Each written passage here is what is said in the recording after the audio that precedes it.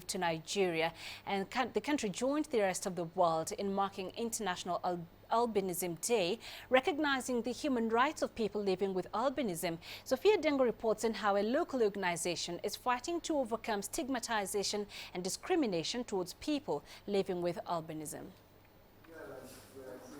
26-year-old Donald Tampi arrives at his office here in Nigeria's capital, Abuja, where he works as an administrative assistant.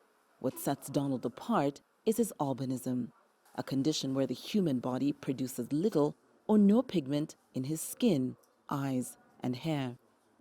Donald says finding acceptance in social and work settings has proved challenging. An interviewer told me boldly that he can't employ me because of my low vision status. I feel embarrassed. I was so down then when I went home, but then I picked up and someone up courage.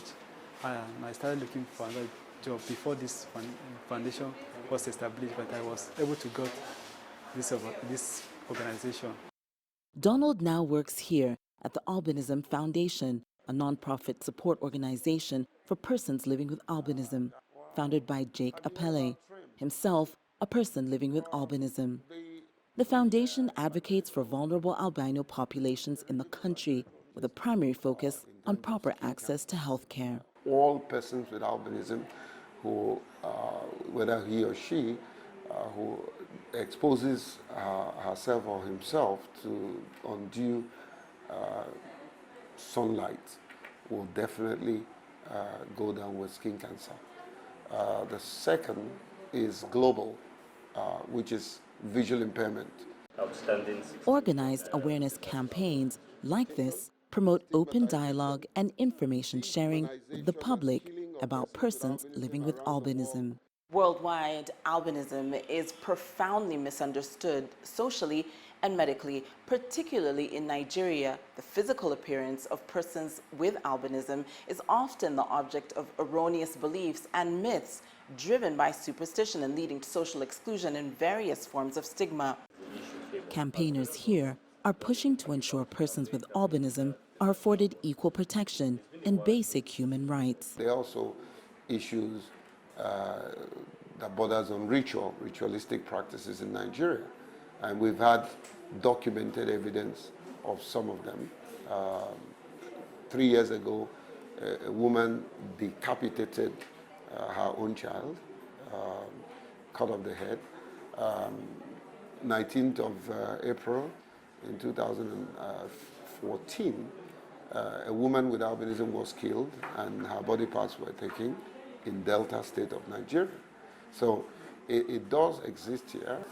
As Nigeria continues to address the challenges faced by albino populations, Donald and many others like him are hoping to positively influence cultural attitudes within their communities. Sophia Adengo, CCTV, Abuja, Nigeria. And for more on this, we're joined in studio by Wambui Kairi, the managing trustee of the Albinism Foundation of East Africa. Wambui, it's a pleasure to have you in studio tonight. How big is the problem of stigma in the continent for people living with albinism? It's very big. It's as big as the continent. And it is this big because of the misconceived ideas and that people have about albinism. These myths come from the fact that people do not understand how a white person can be born by black parents. And because of the human weakness of what we don't understand, we try to find answers. And thus, we create myths because we don't understand how such a phenomena can happen. And the myths that are created are not founded on facts or any statistics or any scientific experiment.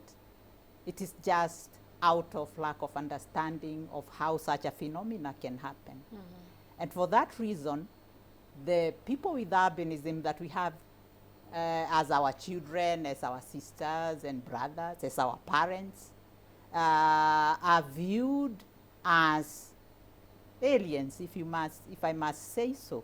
And for that matter, because they are seen as aliens, because we don't understand how they are, the way they are, therefore, these meets are created to fill the vacuum of that lack of understanding. And most of these meets are negative, unfortunately. We don't have positive meets. Right. Most of them are negative. So as the international community commemorates Albinism Awareness Day, what message are you putting across, especially here in the continent? Okay, the message for this year, the theme was, celebrating our diversity, promoting inclusion, and human rights for people with albinism. And as a continent, we have a lot to celebrate in our diversity. We have so many types of people in Africa. We have people who have of different shades, and this is just an additional shade in our rainbow colors. And we should view them as an additional factor in our African diversity, which is so beautiful to celebrate. Right. And also, we should not just celebrate their beauty, we should also celebrate their participation in what we do in our civic, social, and economic activities, because they are capable, just as we are.